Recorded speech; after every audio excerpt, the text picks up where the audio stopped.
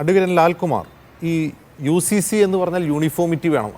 അതിൽ ഗോത്രവിഭാഗങ്ങൾ ഒഴിവാക്കി നിർത്തുന്നത് തന്നെ ഗോത്രവിഭാഗങ്ങൾക്ക് ഭരണഘടന സവിശേഷമായ പ്രിവിലേജസ് ഇക്കാര്യത്തിൽ നൽകുന്നുണ്ട് എന്നുള്ളതുകൊണ്ടാണ്. ഇപ്പോൾ നാഗാലാൻഡിലും അതുപോലെ ചില വടക്കുകിഴക്കൻ സംസ്ഥാനങ്ങളിലും ക്രിമിനൽ ലോ പോലും അവർക്ക് എക്സ്ക്ലൂഡ് ചെയ്ത് കൊടുത്തിരിക്കുകയാണ്. അപ്പോൾ കുറേ അധികം ആളുകളെ ഇപ്പോൾ ഗോത്രവർഗ്ഗക്കാർക്ക് ഭരണഘടനാപരമായ പ്രിവിലേജ് ഉണ്ട്. അതേസമയം മൈനോറിറ്റികൾക്ക് മതവിശ്വാസികൾക്ക് ഭരണഘടന നൽകുന്ന ഈ മതം ആചരിക്കാനും അത് പ്രൊഫസ് ചെയ്യാനുമുള്ള പ്രിവിലേജ് ഭരണഘടനയും നൽകുന്നുണ്ട്. ഇതുകൊണ്ടൊക്കെ തന്നെ ആയിരിക്കില്ലേ നിയമ കമ്മീഷനുകൾ ഇത് അപ്രായോഗികമാണ്, ഇപ്പോൾ ഇത് അനിവാര്യമല്ല എന്നൊക്കെ അഭിപ്രായപ്പെടാൻ കാരണം?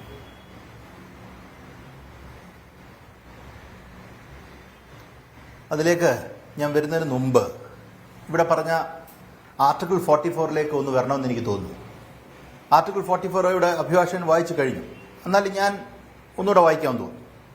The state shall endeavor to secure the citizen a uniform civil code throughout the territory of India. ആ വാക്ക് throughout the territory of India. ഈ ഇന്ത്യ മഹാരാജ്യത്തിന്റെ ടെറിട്ടറിയിൽ മൊത്തം ബാധകമായി വരുന്ന ഒരു കാര്യത്തിനെ മാത്രമേ നമുക്ക് യൂണിഫോം എന്ന് വിളിക്കാൻ പറ്റൂ. അപ്പൊ എനിക്ക് ഇപ്പോഴും മനസ്സിലാകാത്തൊരു കാര്യം, ഉത്തരാഖണ്ഡിൽ പാസ്സാക്കിയ ഒരു സാധനം എങ്ങനെയാണ് അത് യൂണിഫോം ആകുന്നത്? I don't understand the logic. ഇത് ആർട്ടിക്കിൾ 44 പറയുന്നതാണ്. ആർട്ടിക്കിൾ 44 എന്നോട് പറയുന്നത്, എന്റെ ഭരണഘടന എന്നോട് പറയുന്നത്, ബി ദ പീപ്പിൾ എനിക്ക് തന്ന ഈ ഭരണഘടന എന്നോട് പറയുന്നത് ത്രൂ ഔട്ട് ദ കൺട്രി, അല്ലെങ്കിൽ ത്രൂ ഔട്ട് ദ കൺട്രി അല്ല, ടെറിട്ടറി ഓഫ് ഇന്ത്യ എന്നുള്ള വാക്കാണ് ഉപയോഗിച്ചിരിക്കുന്നത്. ആ ടെറിട്ടറിയിൽ ബാധകമാകുന്ന കാര്യത്തിന് മാത്രമേ യൂണിഫോം സിവിൽ കോഡ് എന്ന് വിളിക്കാൻ പറ്റൂ. അപ്പൊ ചുരുക്കത്തിൽ പറഞ്ഞാൽ ഉത്തരാഖണ്ഡിൽ ഒരു ബില്ല് പാസാക്കി. ഉത്തരാഖണ്ഡിൽ ആര് പാസാക്കി, എന്തിനു പാസാക്കി, എന്തോത്തിന് പാസാക്കി? ഒന്നാമത്തെ കാര്യം, ഉത്തരാഖണ്ഡ് സർക്കാരിനോട് ആവശ്യപ്പെട്ടിട്ടില്ല ഈ ഒരു കാര്യം പാസാക്കാൻ. ടെറിട്ടറി ഓഫ് ഇന്ത്യയിൽ മൊത്തത്തിൽ ബാധകമാകുന്ന രീതിയിൽ ഒരു കാര്യം പാസാക്കണമെങ്കിൽ അത് പാർലമെന്റിനെ പറ്റൂ, വേറൊരു കാര്യത്തിന് പറ്റില്ല. കേരള നിയമസഭയ്ക്ക് നാഗാലാൻഡിലേക്ക് ഒരു നിയമം പാസാക്കാൻ പറ്റുമോ? ഇതിനെങ്ങനെ UCC എന്നുള്ള പേര് കൊടുത്ത് വിളിച്ച് UCC പാസാക്കി? Then itself we should understand the political agenda behind it. അതാണ് ഞാൻ പറഞ്ഞത്. അത് പൊളിറ്റിക്കൽ ആകുന്നത് അതുകൊണ്ടാണ്.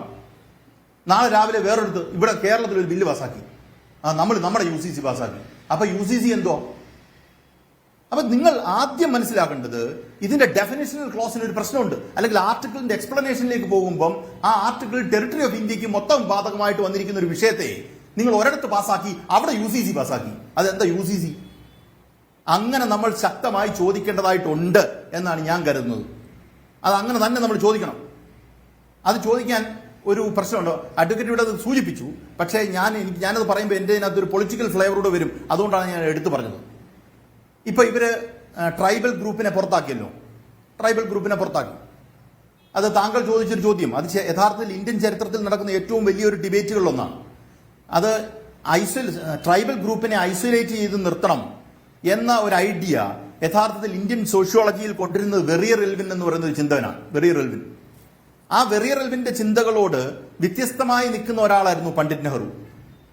പണ്ഡിറ്റ് നെഹ്റു അവരെ അസിമിലേറ്റ് ചെയ്യണം, എന്നാൽ അവരുടെ വാല്യൂസ് അപ്ഹോൾഡ് ചെയ്തുകൊണ്ട് വേണം ചെയ്യാൻ എന്ന് പറഞ്ഞ ഒരാളാണ്. അവരുടെ വാല്യൂസ് അപ്ഹോൾഡ് ചെയ്യണം. അപ്പൊ നെഹ്റു അതിന് കോയിൻ ചെയ്തത് നെഹ്റുവിന്റെ ട്രൈബൽ പഞ്ചശീൽ എന്നാണ്. പഞ്ചശീൽ എന്ന് പറയുന്നത് പഞ്ചശീല ഇന്റർനാഷണൽ അഫയേഴ്സിന്റെ തത്വമല്ല, ട്രൈബൽ പഞ്ചശീൽ എന്ന് പറഞ്ഞൊരു തത്വം തന്നെയുണ്ട് അതിനകത്ത്. അതെന്താ ചെയ്യുന്നതെന്ന് വെച്ചാൽ, ഈ ട്രൈബൽ അഫയേഴ്സിൽ അല്ലെങ്കിൽ ട്രൈബൽ മേഖലയിൽ നിൽക്കുന്ന ആൾക്കാരെ അവരുടെ കൾച്ചറിനെ അക്സെപ്റ്റ് ചെയ്തുകൊണ്ട് മുന്നോട്ട് നീങ്ങുക. അത് പണ്ഡിറ്റ് നെഹ്റു എല്ലാ കാര്യത്തിനും, എല്ലാ വിഭാഗം ആൾക്കാരുടെ കാര്യത്തിലും വിചാരിച്ചിരുന്നൊരു കാര്യമാണ്. നോക്കൂ, uniform civil code as A macroscopic idea we don't have any objections. അതാണ് ആദ്യത്തെ പോയിന്റ്.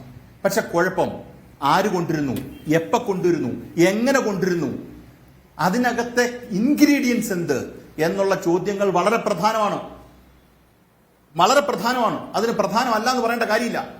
നോക്കൂ, ഈ പറയുന്ന ഒരു ഡ്രാഫ്റ്റ് പോലും യൂണിയൻ ഗവൺമെന്റിന്റെ ഭാഗത്തുനിന്ന് ഒരെണ്ണം പോലും പുറത്തു വന്നിട്ടില്ല. അപ്പൊ ഈ പറഞ്ഞ ഉത്തരാഖണ്ഡിൽ കൊണ്ടുവന്ന് യൂണിഫോം സിവിൽ കോഡ് ഇത് മൊത്തം രാജ്യത്ത് വരാൻ പോവാന്ന് പറഞ്ഞ് യഥാർത്ഥത്തിൽ ആൾക്കാരെ യൂണിഫോം സിവിൽ കോഡ് എന്നുവെച്ചാൽ ആ യൂണിഫോം എന്നുള്ള വാക്കിന് പകരം ആ യൂണിഫോം ഉപയോഗിച്ച് ഡിവൈഡ് ചെയ്യുകയാണ് ചെയ്യുന്നത്. അജിൻസ് ആലോചിച്ച് നോക്ക്, യൂണിഫോം എന്നുള്ള വാക്ക് അതിനകത്തുണ്ട്, പക്ഷേ പ്രോസസ് നടക്കുന്നത് ഡിവിഷനാണ്. ഡിവൈഡ് ചെയ്യുകയാണ് ചെയ്യുന്നത്. കൃത്യമായി പൊളിറ്റിക്കലി ഡിവൈഡ് ചെയ്യുകയാണ്.